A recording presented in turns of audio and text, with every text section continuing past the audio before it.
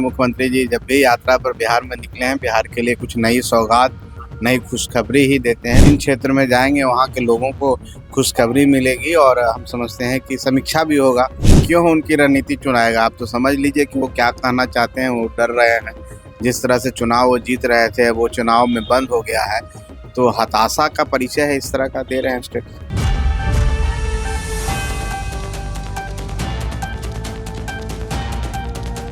मुख्यमंत्री नीतीश कुमार बिहार समृद्धि यात्रा पर निकल रहे हैं, उसको लेकर सीधा लघु जल संसाधन मंत्री संतोष सुमन ने कहा है। देखिए जिस तरह से बंगाल में हिंदू पर हमला हुआ और जिस तरह से आईपैक के ठिकानों पर रेड किया गया, उस पर मंत्री क्या कुछ बोल रहे हैं, आइए पहले इनकी बातों को सुनते हैं। अच्छी बात है और बिहार के लिए खुशी की बात है, गौरव की बात है।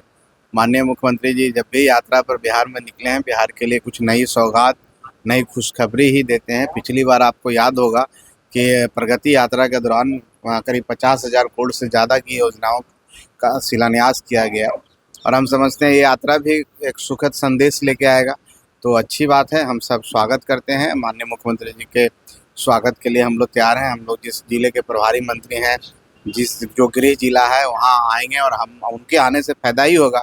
जिन क्षेत्र में जाएंगे वहाँ के लोगों को खुशखबरी मिलेगी और हम समझते हैं कि समीक्षा भी होगा विकास की योजनाओं का।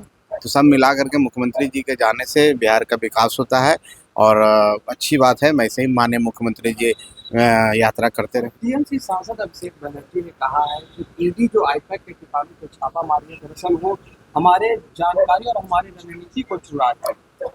अब ईडी क्यों उनकी रणनीति चुनाएगा, आप तो समझ लीजिए कि वो क्या कहना चाहते हैं। वो डर रहे हैं, जिस तरह से चुनाव वो जीत रहे थे वो चुनाव में बंद हो गया है, तो हताशा का परिचय है इस तरह का दे रहे हैं स्टेटमेंट। बांग्लादेश में एक बार फिर से 28 वर्ष के ऑटो ड्राइवर की हत्या कर दी। दुर्भाग्य है, बहुत ही संवेदनशील मुद्दा है और हम आपके माध्यम से माननीय प्रधानमंत्री जी, गृह मंत्री जी को यही कहेंगे कि सख्ती से इस चीज़ को बड़ी बारीकी से देखा जाए और वहाँ हिंदुओं की रक्षा किया जाए। लालू प्रसाद यादव की पार्टी राजद ने लालू प्रसाद के लिए भारत रत्न की मांग की।